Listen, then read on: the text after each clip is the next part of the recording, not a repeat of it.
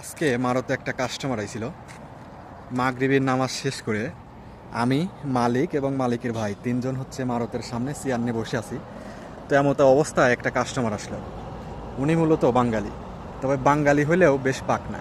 তো normally customer আসলে তো কাস্টমারকে গাড়ি দেখাই আমি, আর হচ্ছে মালিক প্লাস মালিকের ভাই সামনে বসেছিল।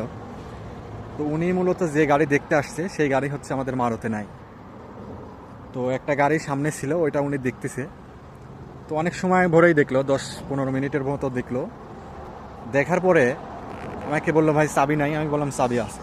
তো বললো চাবিটা দেন। তো চাবি নেওয়ার পরে গাড়ি স্টার্ট করলো। স্টার্ট করার পরে মানে অনেক ভুলভাল কিছু বলতেছিল। গাড়ির ইঞ্জিন ভালো না, গাড়ির হচ্ছে অরিজিনাল রঙের ওপর আবার রং করা, তারপরে অনেক কিছু গাড়িতে চেঞ্জ করা, মানে যেগুলো কোনো কিছুতেই এই গাড়িতে নাই। তো অনেক কিছুই বলতেছিল যেগুলো আসলে এই গাড়ির সাথে যায় না। বিশেষ করে এই গাড়িটার কাস্টমার এত পরিমাণ বেশি, যারা সৌদি তারাও হচ্ছে যে এত কিছু দেখে না। মানে মোট কথা, গাড়ির কন্ডিশন ভালো থাকলে তো সব কিছুই দেখার প্রয়োজন হয় না, বা এত বলভালো ধরে না। বিশেষ করে যেগুলো বেশি পুরাতন গাড়ি সেগুলো ভালোভাবে দেখে। তো নর্মালি গাড়িতে যে জিনিসগুলো বেশি দেখে সৌদিরা, সেটা হচ্ছে যে গাড়ির ইঞ্জিন দেখে, পিক আপ বাড়ায় দেখে যে গাড়ি থেকে ধোঁয়া বের হচ্ছে কিনা, বা হচ্ছে গাড়িতে এক্সট্রা কোনো রং করা আছে কিনা। তো তো নর্মালি উনি হচ্ছে যে যেগুলা বলতেছিল আসলে সেইগুলা গাড়ির সাথে যায় না। হ্যাঁ।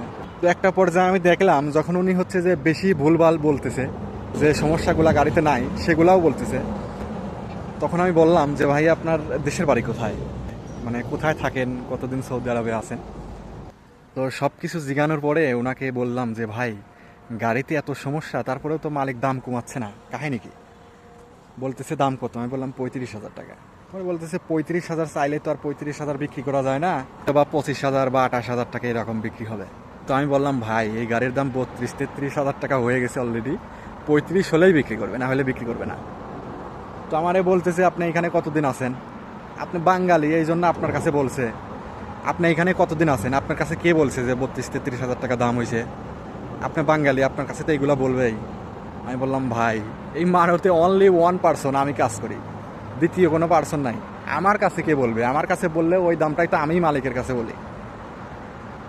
মানে ওনার কথা শুনে খুবই হাসি পাচ্ছিল, মানে উনি আমাকে কিছুই মনে করতেছিল না।